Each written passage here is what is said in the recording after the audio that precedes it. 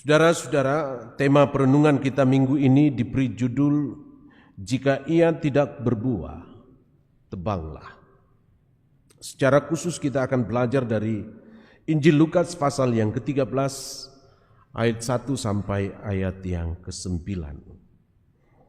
Saudara, mungkin semua kita tahu persis peristiwa 11 September 2001 ketika gedung pencakar langit, gedung WTC di Amerika rubuh. Dan kita mendengar banyak sekali komentar-komentar bahwa itu pantas terjadi. Karena di Amerika begitu sangat sekuler sekali.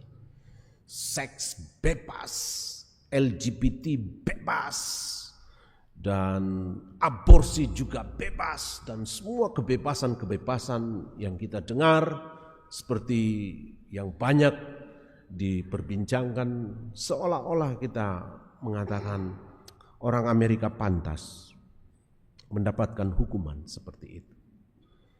Juga berita yang menghebohkan dunia juga tentang tsunami di Aceh. Ada begitu banyak sekali orang berkomentar, ya karena orang Kristen dilarang bernatal, makanya bencana itu didatangkan sebagai hukuman. Dan banyak lagi saudara-saudara kejadian-kejadian yang tragis. Sama juga kalau dikatakan Rantepao banjir, waduh, itu karena dosa orang Rantepao.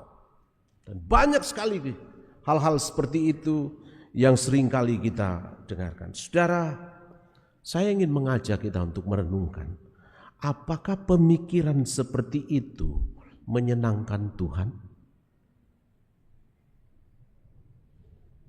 Ketika saudara menyaksikan begitu banyak bencana, begitu banyak kejadian-kejadian tragis, lantas kita mengatakan itu dosa orang itu. Dia pantas mendapatkan hukuman itu. Sekali lagi, apakah pemikiran seperti itu menyenangkan Tuhan? Jadi saudara-saudara, mesti kita hati-hati dengan pandangan-pandangan umum. Saudara, pandangan seperti itu di Alkitab juga begitu banyak. Di dalam bacaan kita tadi, dalam Injil Lukas pasal yang ke-13 ini, pandangan itu juga seperti ketika banyak orang itu membawa kabar tentang orang Galilea kepada Yesus. Sama juga sebenarnya di dalam Injil Yohanes pasal yang ke-9 ayat yang kedua. Ketika ada orang buta sejak lahir, orang bertanya, orang tuanya kah yang berdosa?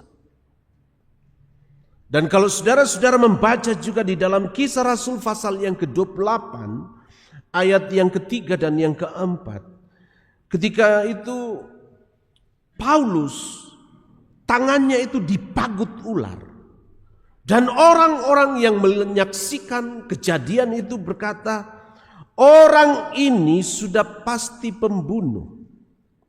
Dengan kata lain, orang ini sudah pasti pendosa. Ia akan menikmati keadilan dari Dewi keadilan itu.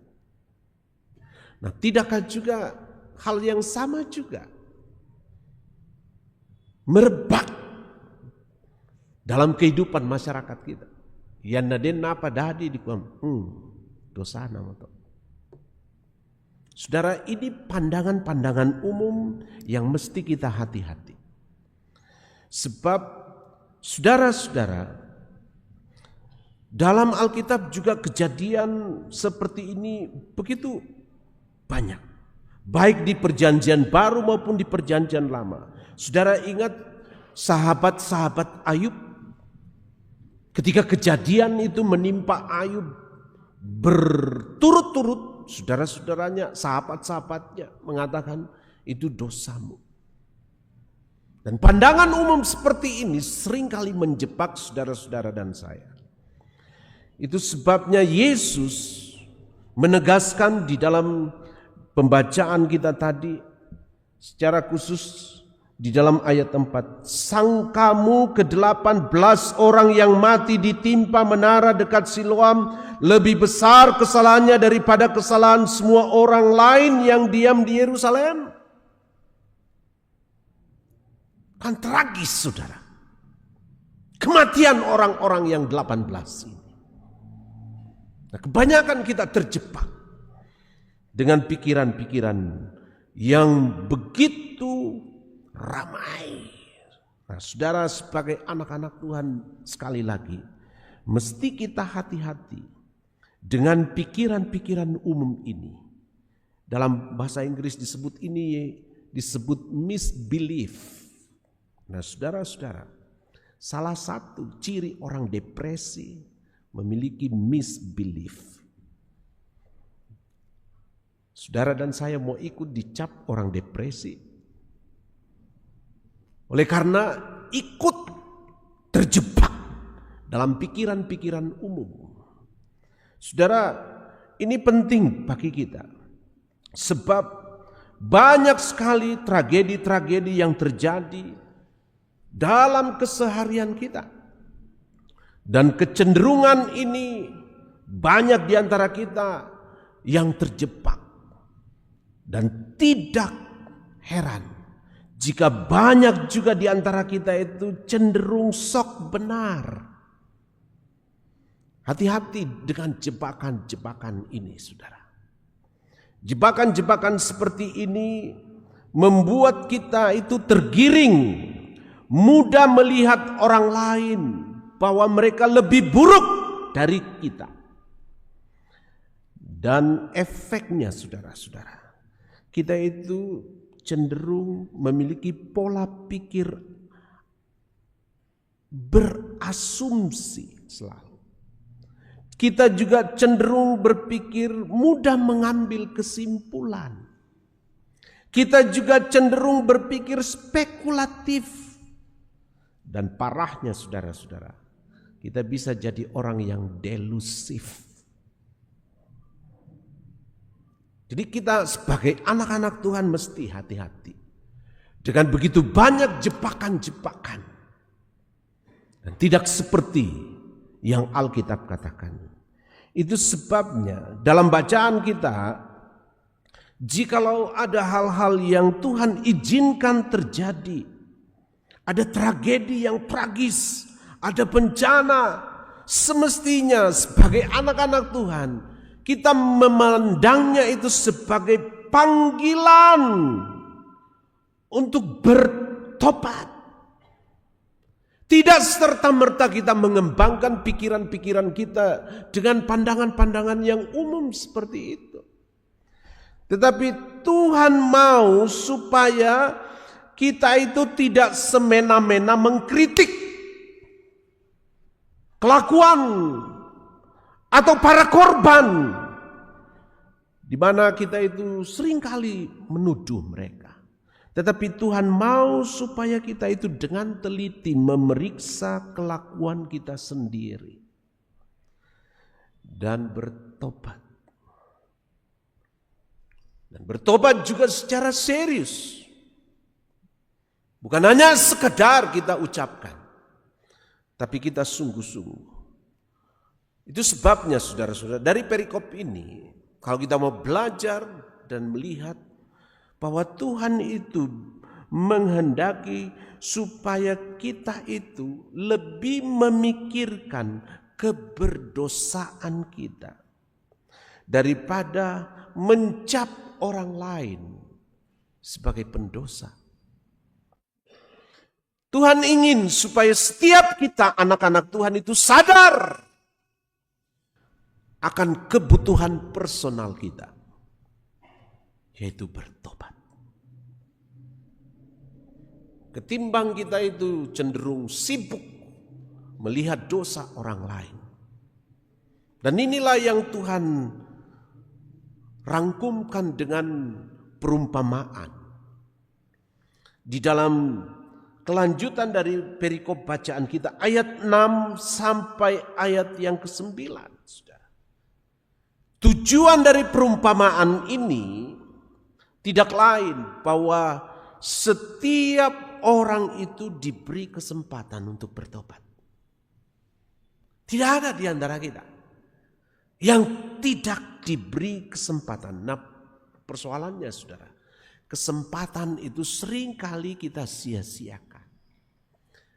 Ada kesempatan pun juga seringkali kita ulur-ulur waktu.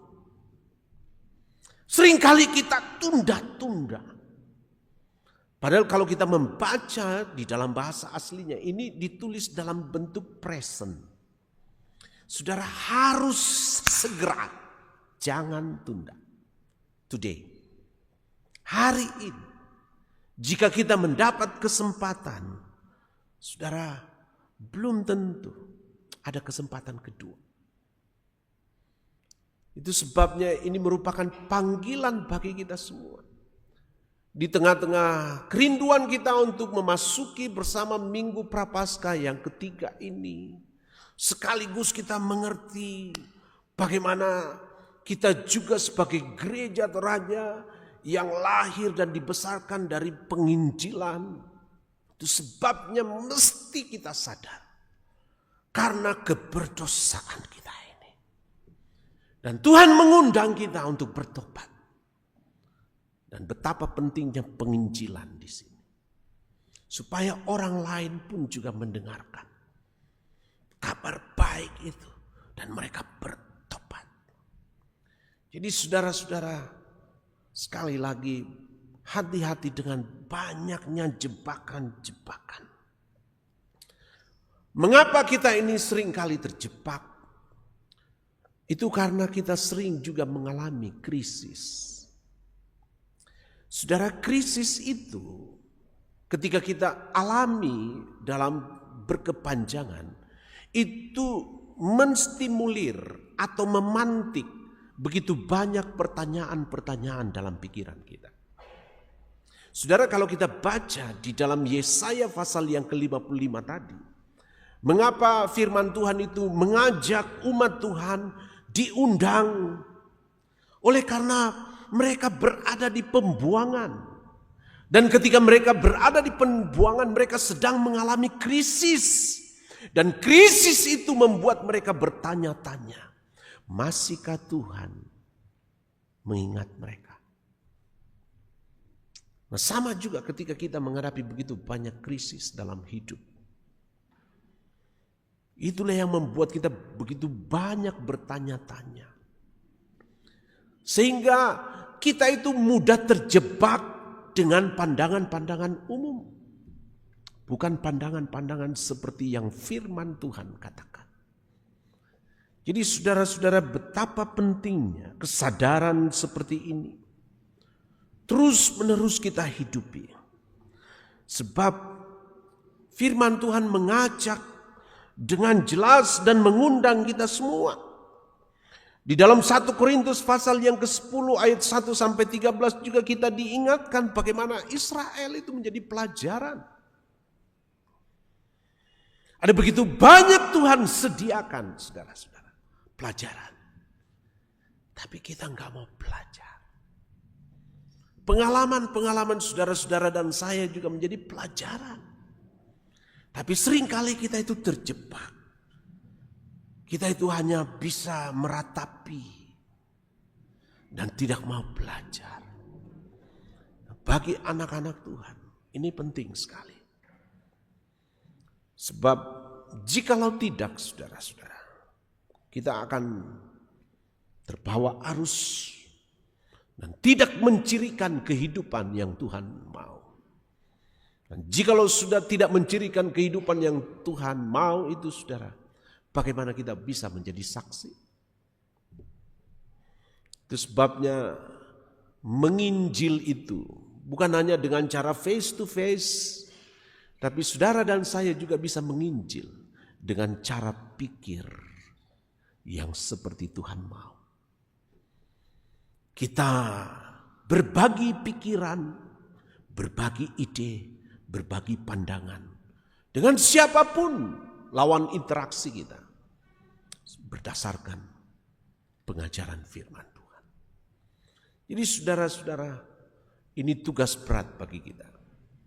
Di tengah-tengah gereja kita juga akan merayakan ulang tahunnya ke-78, usia yang tidak muda.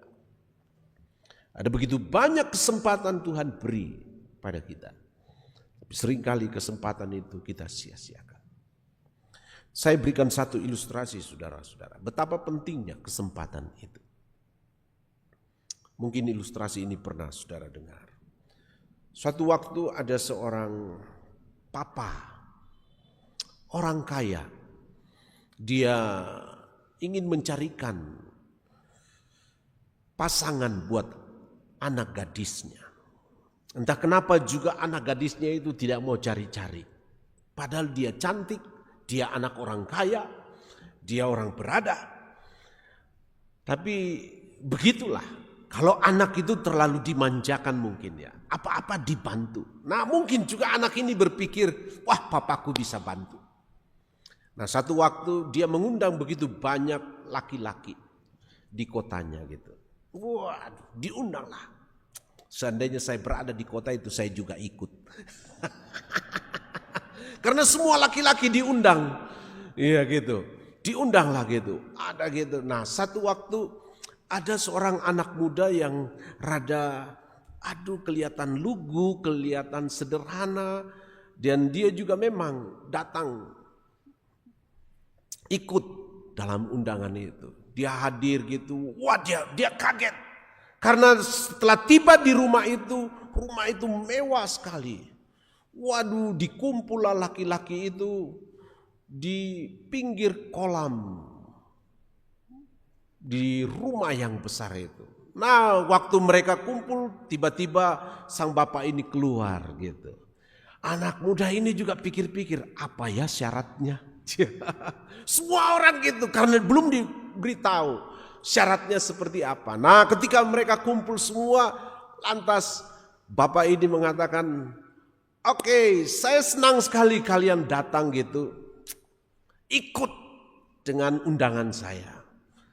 Barang siapa di antara saudara-saudara yang hadir ini bisa berenang dari pinggir kolam ini sampai pinggir kolam sana, dia akan saya persunting buat anak gadis saya. Waduh, semua yang jago berenang bilang, ya si Ari itu norong lah. Gitu. Tapi orang kaya ini bilang, di bawah ini ada buaya. Wah, langsung dia bilang, waduh seandainya tahu dari awal kita tidak datang. Siapa bodoh-bodoh. Jadi lagi ribut gitu. Tiba-tiba lagi gaduh, lagi ribut di pinggir kolam. Tiba-tiba kolam berbunyi biur. Gitu. Ada yang langsung gitu diberi peringatan. Wah ada orang lompat gitu. Wah tapi orang ini berenangnya cepat gitu. Berenang sampai di sana. Dia tiba di ujung sana, dia naik. Semua orang tepuk tangan. Jago, jago.